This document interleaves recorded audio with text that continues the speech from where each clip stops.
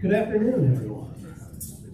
Fellow Rotarians, it is the duty of our Rotary Club to add new members from time to time so that we may not only increase our usefulness and influence as a club, but also to extend the spirit of Rotary throughout our community and indeed our world. Today we welcome to our ranks and admit to membership Patrick Brennan.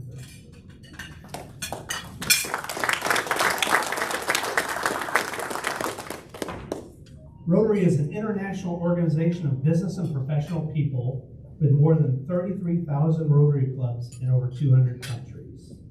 I wish to impress upon you that you have been admitted not only to the Rotary Club of East Chapel Hill, but to a worldwide association of over 1.3 million like-minded business and professional leaders. With a pin you're about to receive, you are entitled to travel throughout the world, find a Rotary Club within easy distance, and be warmly welcomed by fellow Rotarians.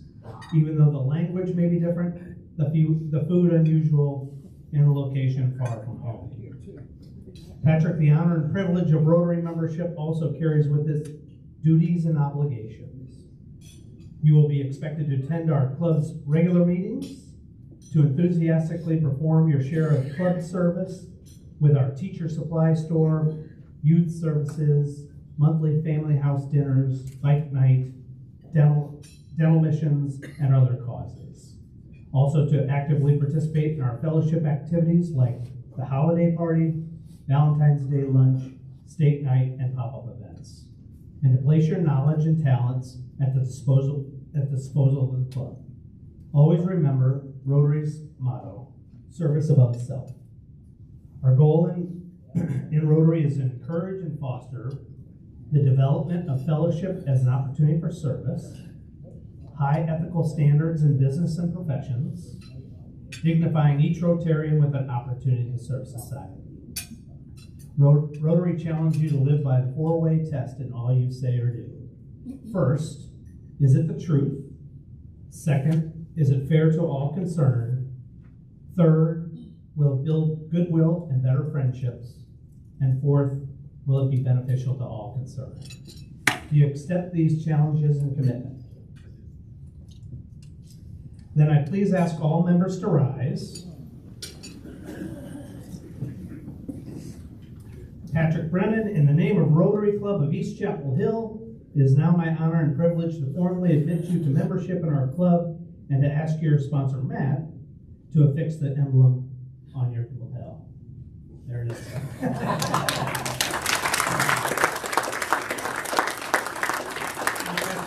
If we could have you just say a few things about yourself, take about a minute to do that. Thank you. Thank you so much. I'd like to thank Omar first for dressing up today. I don't know if those are shorts or boxers, but my grandmother always said, good people find good people, and it's sort of notable to me that D.G. Martin is here because the very first time I came to Chapel Hill, I came as his guest at his house. He doesn't know this, but I was Congressman John Spratt's driver, and Mr. Martin had been hosting a fundraiser for Mr. Spratt. And that's when I sort of fell in love with this place. So my heroes are doing this, so why shouldn't I do this as well? I grew up in Kernersville, North Carolina. I went to D.C. to work for Mr. Spratt there for 6 years, and then for Senator Hagan, who sadly is no longer with us. Then out west to follow a girl who's now my wife. We got married a year ago, April 30th. And we moved back to Chapel Hill in February of 2022. When I was in D.C., I did the executive MBA program at Meadowmont. I drove from D.C. to Chapel Hill 114 times. I thought I was counting. But this, North Carolina just kind of has a hold on you. And even out in San Francisco, I felt that hold pulling us back. And I was just sort of thinking about why Rotary. The Surgeon General recently said isolation is basically like smoking a pack of cigarettes. And I know the solution for isolation to be connection. And never before is that more true than in this room. People sort of getting to know each other and being of service. So for that, thanks for letting me be involved.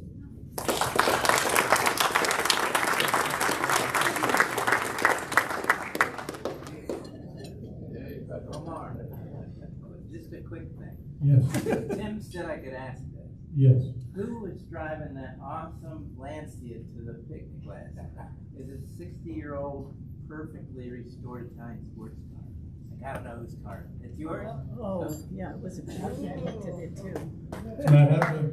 Yep. You're my new best friend. It's out there tonight. Oh. You guys can take a stroll after the meeting together. At least go through the McDonald's drive-thru or something. Without hesitation, I'd like to invite Jim. Are you introducing our speaker? Oh, Jim. Jim Player to introduce our speaker. Thank you. So good to see everybody today. There were a few months ago when Attorney General Josh Stein came to speak to our club. There was one member during the Q&A who asked a question about why is it that so many North Carolinians rely on social services? A question similar to that. And of course, Josh could not, in that limited time, unpack such a very complicated issue, but it reminded me of someone that I knew, our speaker today, who can help us unpack that and all sorts of other things about poverty in North Carolina and why that is, and maybe there's something hopeful about what we can do about it. Jean and I actually met probably a dozen years ago when I was working for a nonprofit in Charlotte called Crisis Assistance Ministry. And Jean was working then on a project, I can't remember the exact name, the Equality of Opportunity Project. Did I get that? Right, with the Poverty Center that had found at the time, and I don't know if this is still true, that Charlotte ranked dead last amongst every city in the United States for economic mobility. So essentially, if you were born in Charlotte poor, then you were probably going to die poor in Charlotte. And so Jean had done a lot of work and with the organization that I was with then, and of course now in Chapel Hill. I was excited to be able to invite him to share a little bit about his perspective here today. Our very own D.G. Martin had reviewed his book recently and called him North Carolina's Disturber and Prophet. So without further ado, I'll welcome up Gene Nickel to give us some prophecy and maybe disturb us a little bit. Here you go.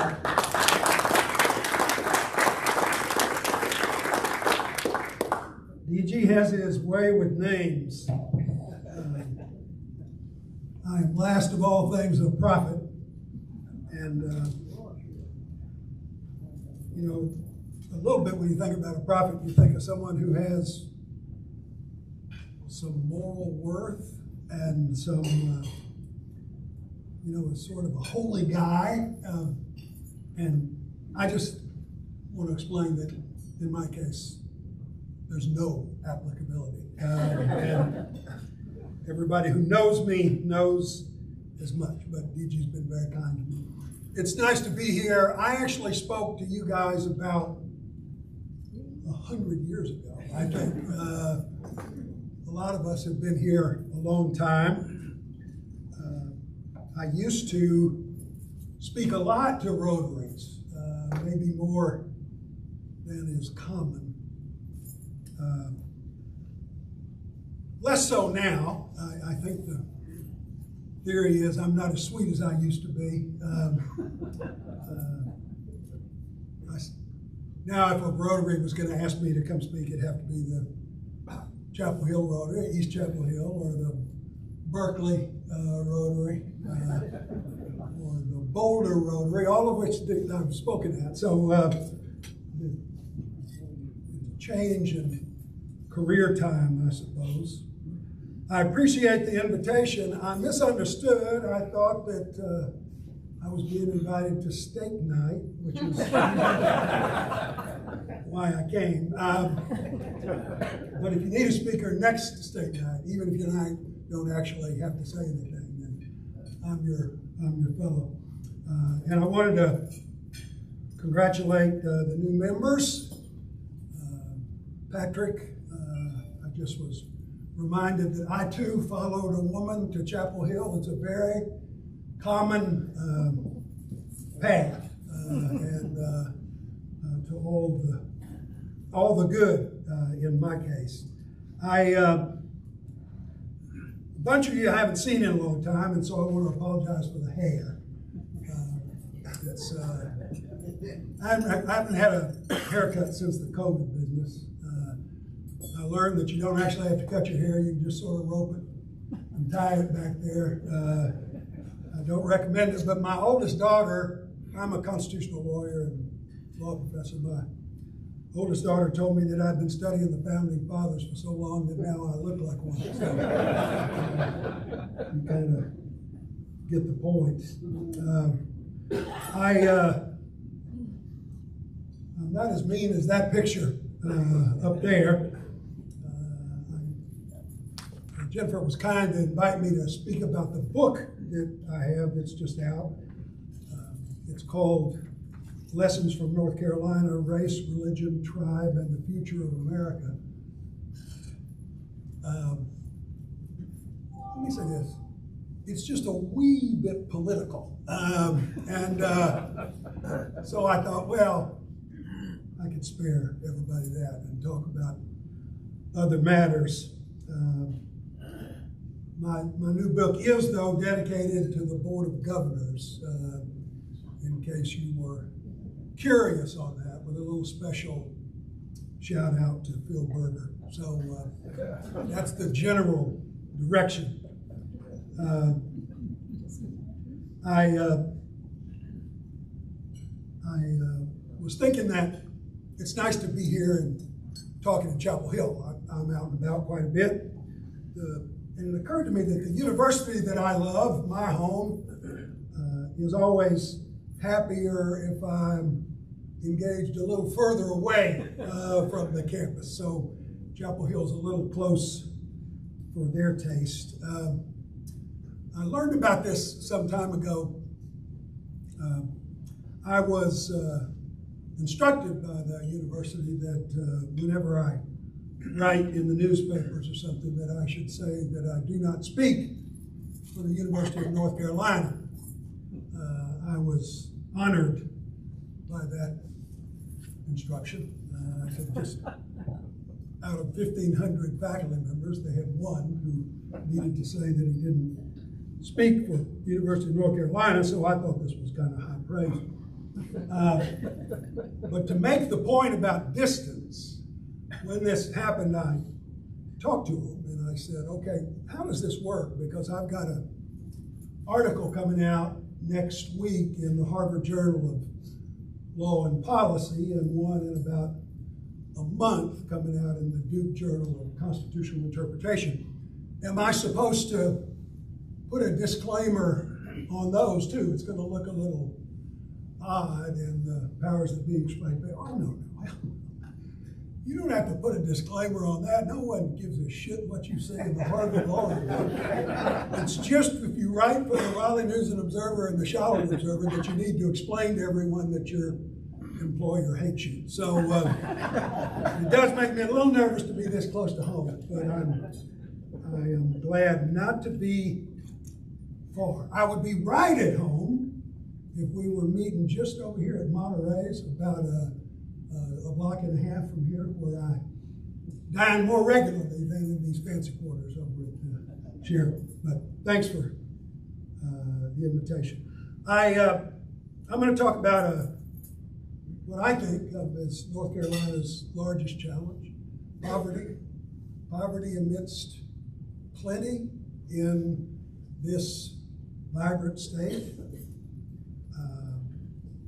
North Carolina, one of, in a sense, still the economic powerhouses of the United States, in the richest nation on earth, also, sadly, the most unequal nation on earth. As Professor Piketty has written, the most unequal nation in human history.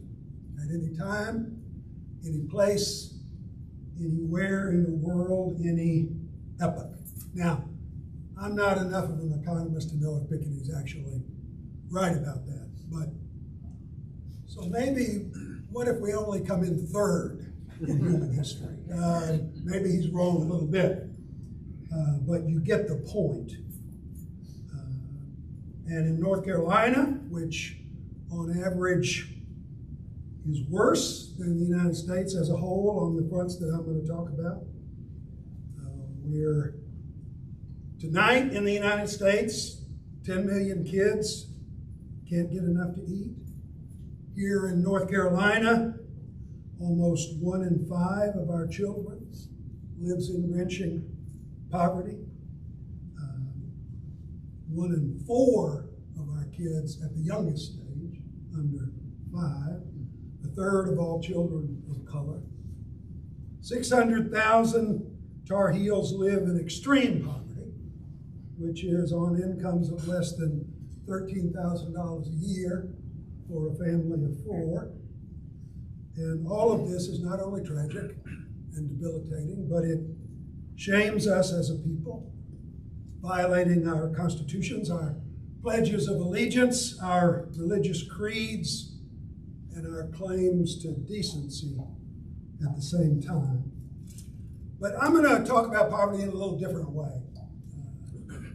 Through the words of folks who are poor, or who live in exigency, or those who work with them, trying to lift them up. Instead of giving you a lot of statistics, which I can already see start to make your head swim, I'm going to tell you stories, 3 or 4 of them. They come from work that I suppose I could say I've been doing in the field in North Carolina for 2 decades. And my own sense of it is, it's one thing to explain the data, to look at trends and exclusion. It's another to explore what happens in people's lives, what happens to our sisters and brothers in ways that we might not think about. So I'm going to do that. I may say a word or two at the end, which is cranky, but I'm basically going to tell you a few stories, if that's okay. First, from Hickory, North Carolina. You all know where Hickory is, sort of about halfway to the west. Hickory has experienced immensely trying economic times in the last 20 years. The pressures and alterations of global trade hit them hard. Furniture and textile jobs, the core of Hickory's economy, disappeared with NAFTA with great speed. In 2000, think about this, Hickory's unemployment rate was less than 2%. I didn't know anybody had employment rates of less than 2%. But by 2015, it had soared to 16%, which was one of the 4 sharpest city unemployment increases during that 15-year period in the United States. So, to make the point, a small, bucolic manufacturing mecca, a great furniture mecca, had become an economic disaster zone, and it has stayed a good bit that way ever since. In the last decade, homelessness became a daunting problem in Hickory. The Salvation Army Shelter of Hope is pressed way beyond its capacity. As a result, some 200 or so wounded souls live in the woods surrounding town. They patch together makeshift cardboard lean-tos and dilapidated tents, keeping a wary eye for police and complaining neighbors. In the summer, the camps bear the oppressive markers of the South. Intense heat, draining humidity, sudden rainstorms, relentless mosquitoes, yellow jackets, gnats, snakes. In the winter, snow and frost pose distinct and direct dangers. More than one homeless struggler has perished against the cold. About 1/3 of those living out, as it's called, are women. Some are kids, though their parents, fearing abuse and neglect proceedings, work very hard to hide them. Roger Cornett and 15 or so volunteers of a place called the Open Door Homeless Relief Project, which is run out of the basement of a tiny Baptist church in nearby Conover, North Carolina. They spend much of their days and nights and almost all their scant resources trying to keep people living in the woods of Hickory whole, safe, well, and alive. Cornette is a 68-year-old retired businessman who suffers from a debilitating neuromuscular disorder. He doesn't look the part of the heart-on-the-sleeve do-gooder as he crisscrosses the county in a battered pickup truck, NRA sticker prominently displayed. But Cornette and his cohorts venture into often dangerous campgrounds, distributing tents, tarps, food, cook stoves, utensils, propane cylinders, blankets, trash bags, clothing, portable heaters, even dog food. I couldn't believe people were being left to live like animals in my home county, he said. A thin man in his 30s named Bill Stock tells me that a lot of folks out here would be dead without Roger and his people. You learn not to look vulnerable, he says. A woman has to get with a man or she's going to get hurt, making the point. Cornette introduced me to a lesbian couple living along the wood lines. Janet Teal had been raped, beaten, and stabbed 2 days earlier. She showed me 13 stab wounds. The sight was sickening. Cornette had helped us subdue the assailant. I don't know how long we're going to last out here, Teal conceded. When we talked, another woman named Marcia Stimson, who was 47, reported that she was then living in the Salvation Army shelter in Hickory for the third time. I'm one of their best bell ringers, she said, a top producer. But you got to leave after 3 months, and I haven't been able to make enough money to eat and afford a place to live. You know, when you hear people say, if it wasn't for my spouse, I'd be poor. She says, that's me. She spoke without precision, but also without emotion. I was self-employed, doing pretty well, she said, working in finance. But my business crashed. I lost my job, my income, my apartment, my car. I don't fit the norms. I'm not in the right categories. I don't have any addictions. I don't drink. I don't smoke. I don't do drugs. I don't have any kids. I'm not pregnant. I don't have medical issues. I don't have mental illness. I've been advised to act like I'm nuts, but I won't do it. So there's no funding for someone like me. I'm almost 50 now, and it's bad, but I worry what it's going to be like when I'm older.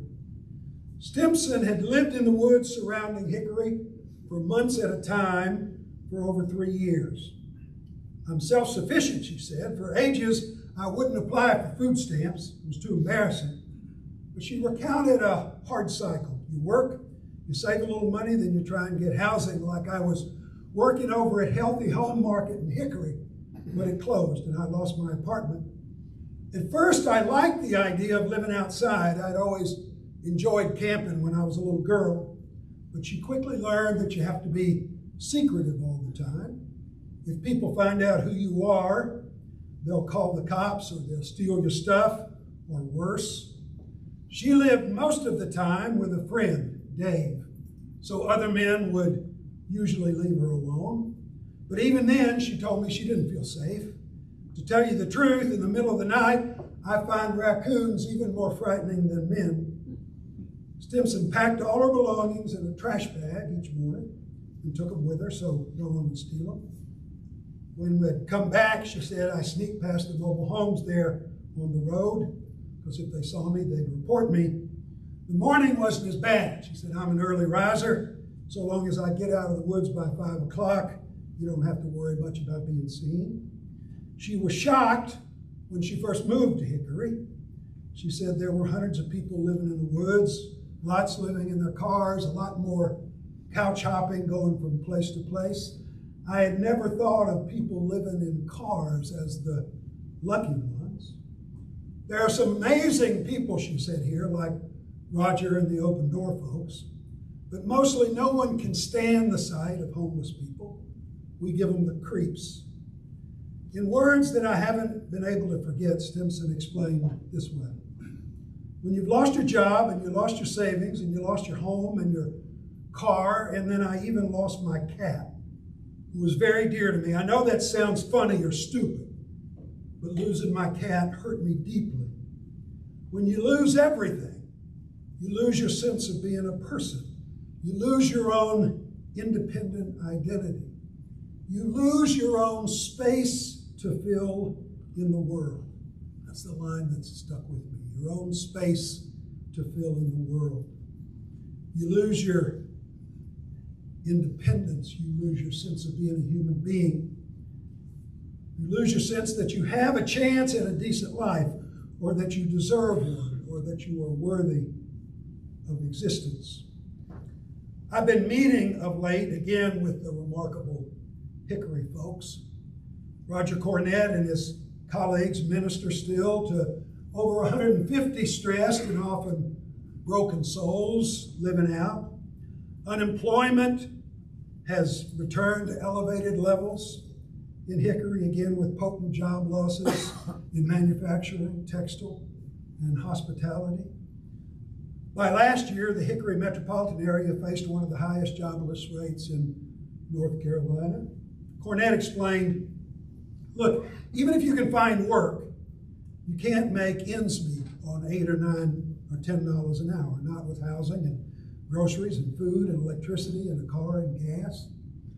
Lots of folks here still fall between the cracks. They want to work and defend for themselves, but they can't manage it.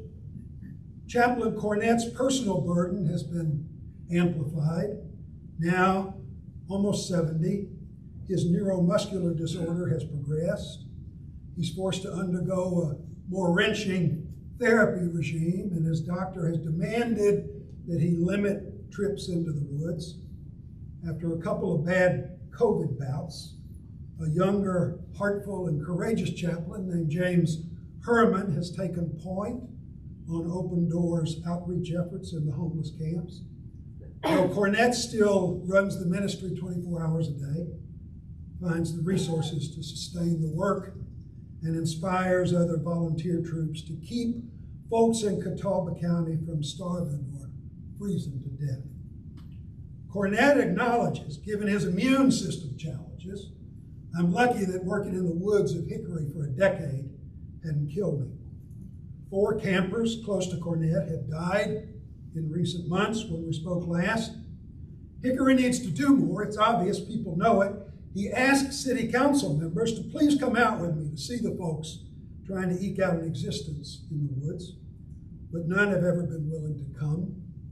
Still, Cornett is resolute. We'll keep fighting, keep operating, keep people alive, keep them from starving in my home county. I want to do more, but I don't know how to do it, he says. We have the heart, but we don't have the resources. I worry that I'm sort of a failure at this fundraising business. I wish people had more of a heart for people who are struggling here, day in and day out. Who can afford to get by these days on minimum wage? We need to have more empathy for what people actually face in our midst. Poverty is insidious. It creates a downward spiral that can be almost impossible to escape, he says. It is destroying North Carolina and the United States. That's one, the longest, in case you're keeping score. The second, Evan Ashkin is a doctor of family medicine at the UNC Medical School. He serves patients at Prospect Hill Community Center in southern Caswell County, closer to home, where a majority of those he sees are Spanish-speaking and poor. Almost half are farmers, black, white, and Latino. A quarter are on Medicaid, 30% get Medicare, and 40% are uninsured, he tells me. They don't fit the proffered stereotype, lazy freeloaders looking to game a system and get a handout. That viewpoint is possible only if you've never worked with anyone in this patient population, he tells me. I've never met a freeloader at this clinic. They are people who face excruciating circumstances in intense distress arising from circumstance beyond their control. They are waiters, gardeners, farmhands, motel workers, dishwashers, day laborers, retail employees, housekeepers, and ironically, home health care workers. Maybe lawmakers ought to travel down from Raleigh, he says, and get to know them. Ashkin describes the choices restricting health care coverage triggers. A man comes in to see him with chest pains, but he's uninsured. Do we give him the stress test that we would offer everybody else if he could pay? Our clinic can't afford to continually pay for expensive procedures. So maybe the patient gets the test, maybe he doesn't. What if the doctor guesses wrong and the patient has a heart attack? We say we couldn't stand to have a two-tier health system or to have rationing, but this is rationing. It's just rationing via the wallet biopsy, the worst possible way to allocate care, he reports. One of Ashton's patients is undocumented and has lived in Caswell County for 8 years after fleeing violent abuse in Mexico. She was in significant distress early in the pregnancy, bleeding, badly in need of an ultrasound, presenting the serious possibility of an ectopic pregnancy. Because of constraints on public funding for her care, the clinic was hard-pressed to provide the needed ultrasound. And if it did, that decision might work to foreclose important scans late in the pregnancy, which are essential to protect both the mom and the baby. The baby will be a citizen, as is his sibling, suggesting how artificial the distinction between citizen and non-citizen funding restrictions can be. So Ashton says, I have to help the mother through this wrenching choice, the choice that no mother should ever be required to make. No one but a poor person would ever have to make such a decision. We want to avoid an early sonogram, but if we guess wrong, it might prove disastrous. Ashton mentions what he calls the brother-sister test.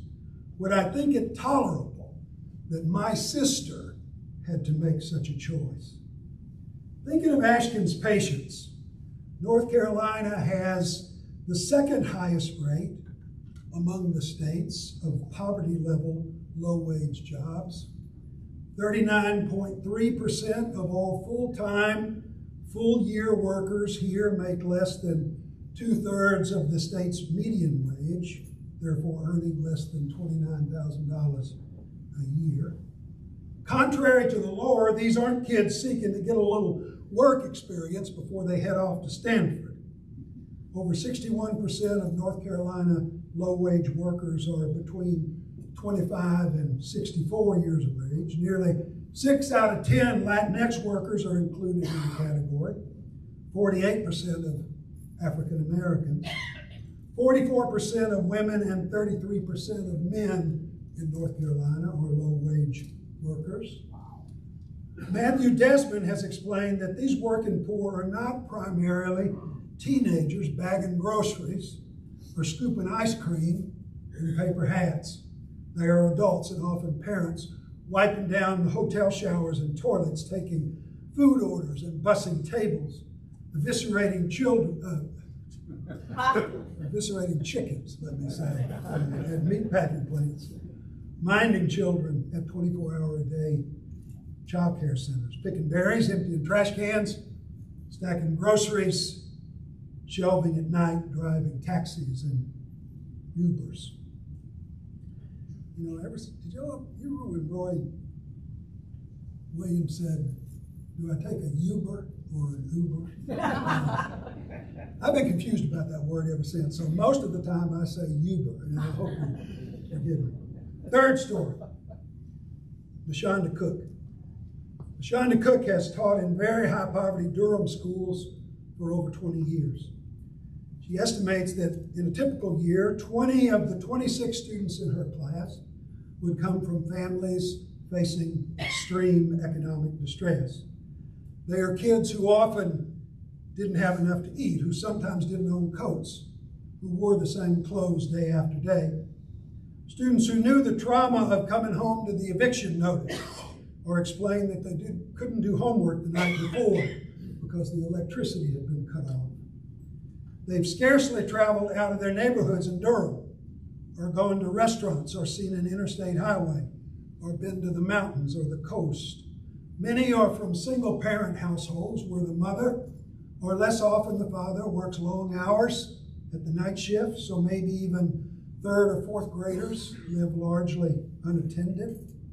I'll go on a home visit, she said, and there's no food, no couch, no table, no bed. The children say, please don't tell anyone, Miss Cook, we're okay.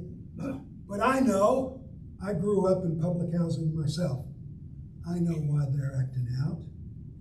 Cook was director for a period of years of a program called Men of Honor at her school on a volunteer basis. It provides a different space, a safe haven for kids facing challenging circumstance. We alter clothes, we wash clothes, we give away clothes. We have a shelf with clothes arranged by size, since so many of our kids don't have winter clothing. We really hate snow days and extended vacations. The kids have their eyes on the food bags at the back of the room after they're delivered to the classroom. They don't know when they're going to get to eat again when it snows. We also have a share table at the back. But my boys don't come in with their heads down, she says. They do their homework. They talk about how to treat girls, how to deal with the police, about drug abuse, about what she calls their preparations for the world. Grades have improved. Suspension rates have dropped. They do college tours, and I tell them, I expect you to be here when we arrive on the campus. I'm going to demand it of you. Don't tell me that your only career choices are in rap or in the NBA. Once when we spoke, Cook had just been invited to high school graduations at 4 different schools by students who explained that they never would have been there except for her intervention and impact on their lives years earlier. One of my own favorite former students is named Jessica Holmes. Some of you would have heard of her. She became a strong attorney. She was a chair of the Wake County Commissioners, a member of the North Carolina Industrial Commission. She ran for labor commissioner here. But 17 years ago, before she did her undergraduate and law school work at the University of North Carolina, she was struggling with the traumas of extreme poverty in Pender County on the eastern coastal plain of North Carolina. I had these angel teachers that saved me, she says, fighting back her own tears. They never really spoke about it. They didn't want to make me feel guilty. They acted as if what they were doing for me was just normal. When you come from where I come from, teachers can be the dividing line between a teenage drug abuser or a pregnancy or a committed student.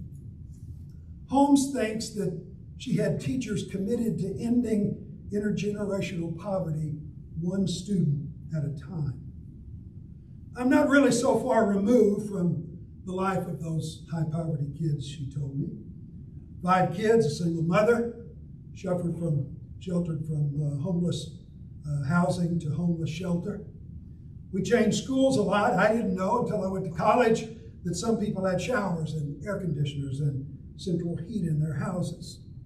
It was only then that I began to learn that people had computers and books to take home, or parents to read to them, or to go to their games or give them rides.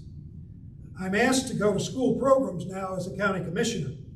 And the students always ask me, what was your favorite book when you were a little girl? And I say, I don't know, I never had a book. It was a different world. The only attorney I ever met was one dealing with arrests from my neighbors or my relatives. Our conversations always included, who got shot in the neighborhood? Was that a drug bust next door last night? Have you ever had helicopters hover over your street? I thought it was normal to come home and have the lights cut out. I knew in some sense that the D-boys were doing things they shouldn't, but they seemed like pretty good folks to me. They bought me clothes and sometimes brought me something to eat. They'd get taken away sometimes, but I didn't put 2 and 2 together. I had 4 younger brothers and sisters. I think the pressure's always greater for the older kids. I always thought it was my responsibility to make sure that they had something to eat, not my mother's. I was much more worried for them than I was for myself. I thought if I didn't figure something out, I would have failed them. Holmes believes that her teachers made it possible for her to escape, to become a professional, and an elected public official. It started in the 2nd grade, she said. My teacher would come around in the morning and put apples and fruit in my backpack, she remembers. First, I just thought that the teachers were really generous people. Later, a high school tennis coach would make sure that I had a ride home after practice. And then when a ride didn't come or things were tough at the house, the coach would let me stay at her house. She eventually began helping me with my classes, checking my attendance, helping me prepare for tests, Holmes says. They didn't want to make a big deal out of it. It's just the kind of people they were.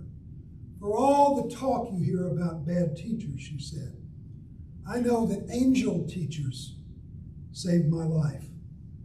What's the price tag for a teacher that saves a kid's life? The frank truth is that if the exclusions and indignities of American race and poverty are right in North Carolina, then our Constitution is wrong. If the debilitations of those locked at the bottom are acceptable, then our scriptures are wrong.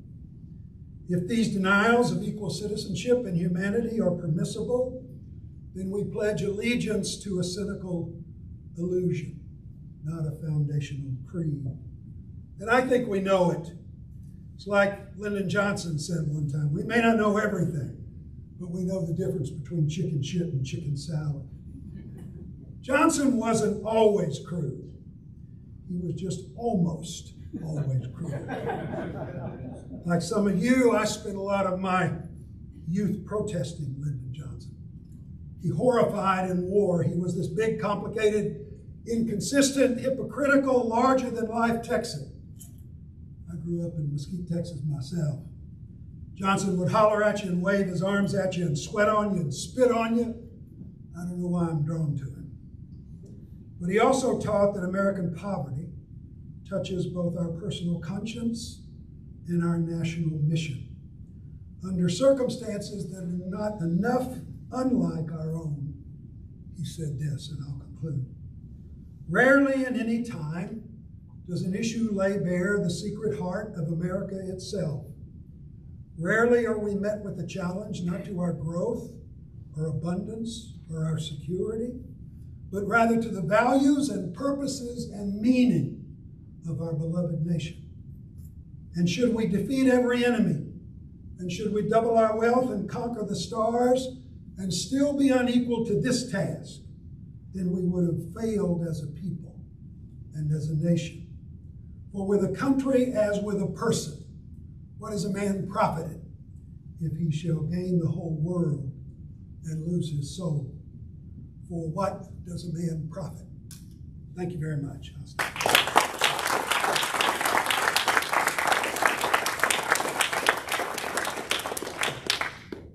You've painted a heart-rending picture of how many of our fellow North Carolinians live, and you've obviously thought about this issue for a long time. And we may be one of the worst, but we've got a lot of poverty across the country, and we've got a lot on the border. So that issue is pressing too. What are your prescriptions for it in general, and how can we help? Yeah. Well, on the how can you help front, there is terrific work to be done in North Carolina in the public sphere. Now, one thing I'm not talking about is the crusade against poor people, which has occurred in our legislature in the last 13 years. I could lay it out chapter and verse for you, but it would be rude. So sometimes the truth on these fronts is very rude. But all of us increasingly have public obligations to try and change the policies of North Carolina. And as you know, there is charitable work, sometimes religious-driven, sometimes Rotarian-driven, sometimes nonprofit-based, all over North Carolina. There's tons of it here in Orange County, if you need to be directed to it. Off the top of my head, I would commend to you something called the Community Empowerment Fund in Chapel Hill first and now in Durham. working with those who are at the edge of homelessness, but helping them to fight addiction and to get economic wherewithal and to support themselves. Formed in a great partnership. I remember when I was involved a little bit, a tiny bit in its beginning, but it's a sort of a great story. There were typically a group of Chapel Hill students, undergrads, who were working at the homeless shelter in their spare time. And there was another quite different group at the Keenan Flagler Business School, also undergrads, but they were doing interesting work on microloans in third world countries, trying to get together tiny bits of economic resources which could make such a big difference in folks' lives. And then they realized together, we could be doing that in Orange County. We could be doing that in Chapel Hill. We could be doing it in Durham. So they joined forces and are one of the best outfits I've ever seen. So just as far as that. But what solutions? Now, there are millions of different solutions that can be proffered. Here's one way that I like to talk about it or think about it.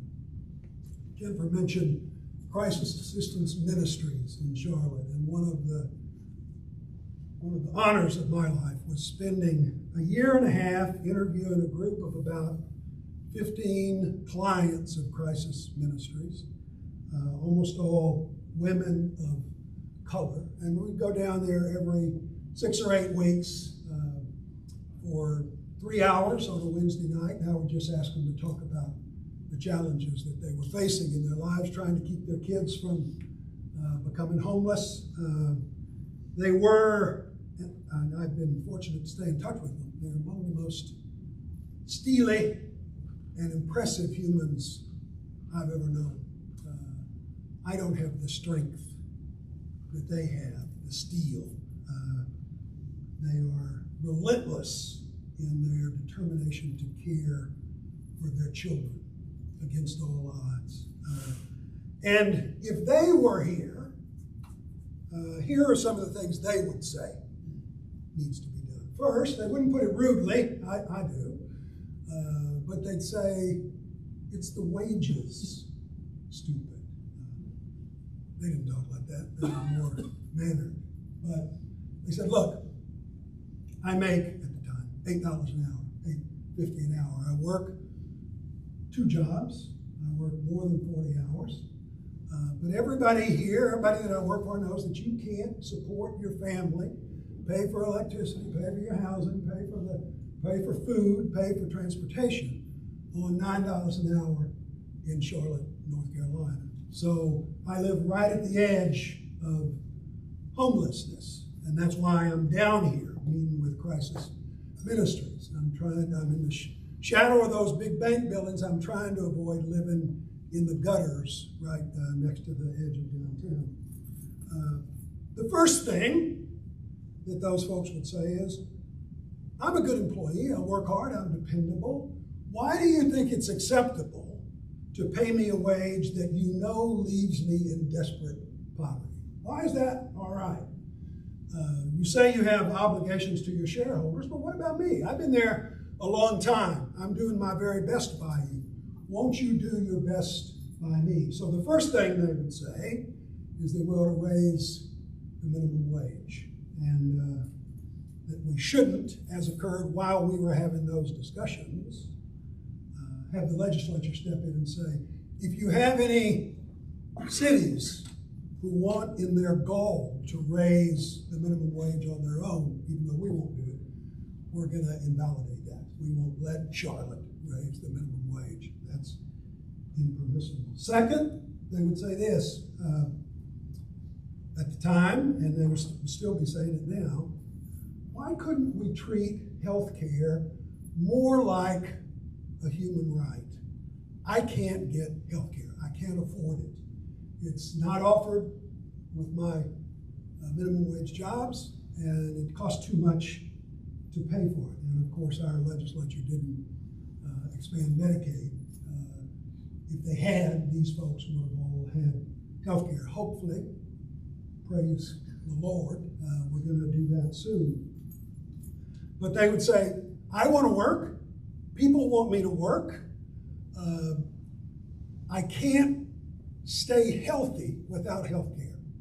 Why don't you make it easier for me to work by letting me get access to health care? Third, during that year, while we were having our discussions, the legislature passed a statute which cut North Carolina's modest child care subsidy by 45%. And what it meant for the women around that table working those long hours was that my my child care bill went from $150 a month to $400 a month. That $250 I do not have. I cannot discover it. I cannot deliver it. So I want to work. You want me to work. When I went in to talk to them in health services, they said, well, the only thing you could do to get a higher benefit would be as if you quit your job. She said, I'm not quitting my job. I know better than that. So you want me to work? I want to work. Give me the tools to do it. And then fourth, they would all say this. I'd like to take you where my kids go to school in Charlotte. And then I'd like to take you where my boss's kids go to school in Charlotte. They're not the same. They're nothing like equal. Why do our kids have to get the worst of everything? What about equal education? Wouldn't that be okay? What's so radical about that? It's demoralizing when my son realizes that across the spectrum in his educational experience, he's getting the worst of everything. It's hard for him to see why he's supposed to start out with that handicap and that burden. So, here's what I do, they would say. Raise the minimum wage, help me get health care, help me get child care, and give my kids an equal education. That sounds good to me. You do those four things. If that ain't enough, then we can come back and do some more, which we would if we believed that this was an emergency, if we believed this was important and crucial. As it is, these poverty issues are never talked about in the State House. They're never explored with exigency. More likely, our lawmakers target low-income folks in order to try and demonstrate how tough they are against these freeloaders.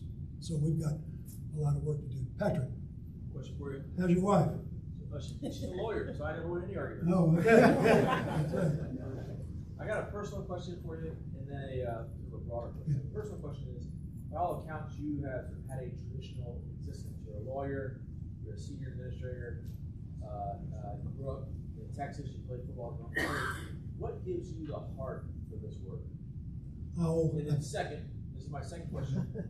As it relates to education, education is a constitutional requirement in the state. Do you think the unequal application of that constitutional requirement will be challenged in the courts? Yeah, well, let me answer the second one first because it's the easiest. Yes, it could be challenged. It has been challenged for decades, the Leandro line of cases. Our legislature has said, though, that they won't comply with those judgments, which would require much more substantial funding for low-income schools. And so we have a separation of powers quandary that you would understand. But we've litigated educational equality in North Carolina for 40 years, 30 years, without successful returns. My own story is not that interesting, I guess, but I did sort of grow up on the wrong side of the tracks, or in working on construction crews and cattle ranches. I was the first to go to college in my family, but I had anything but a disadvantaged upbringing. My I had great parents. I had an old man who had not been to school, but was kind of large and rough-hewn, and he could be tough. And I remember sitting with him, and he said, "Boy, I wish I could tell you what's a good school to go to. I don't know. I wish I could tell you what's a good college. I'm just not knowledgeable. But I am telling you one goddamn thing, you're going." And when he said that, well, that was sort of the end of it. Now, I was lucky to be a football player, and at least if you don't count my knees, and so got access to school that way. And then I say this grudgingly to my students at Carolina. I went to the University of Texas Law School, which turns out to be quite a good law school, by the happenstance that people work to develop it. And it cost $50 a year to go when I was a law student, except if you made under a certain amount, they waived the $50. So I went to quite a good law school for free, which was more the tradition back when we were younger. And it opened the door to professional opportunity in a way that really is remarkably democratic with a small d, and that we have lost in the interim. I would say one more thing, and it's sort of the oddness of my career. I was never a great football player, but I was a big recruit. Hard to believe, but so which meant I got sort of wined and dined all over the country for someone who was going to be a half-ass player. When I was wined and dined, I remember going out to Florida, which is where I went my freshman year. I was recruited by Steve Spurrier, who had just won the Heisman Trophy. The governor picked me up at the airport. All these rich people took me around all these places. And it was the first time I'd ever flown in an airplane, so I thought this was interesting. And it probably turned my head in ways that it shouldn't. But it also became clear to me as they talked, as I got to know them, they would take me to the country clubs and to their marvelous places, that they believed in their souls that people like my old man, who had not been to school, who worked his ass off all his life to support us, they believed he was inferior to them. They didn't say that, but I could tell it, even as a kid. That's what you think. And my thought was, you couldn't touch my old man. And it had an impact on me for a long time. So since that time, I had this deal for the underdog that I've never really gotten over. Thank you very much.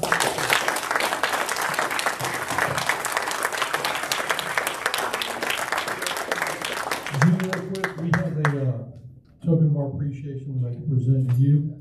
One of our members has a charity, and they sell African art, raising money for food and education for children in Zimbabwe. So there's a Tar Heel emblem for you. All right. Thanks for coming, Steve. Never go unused.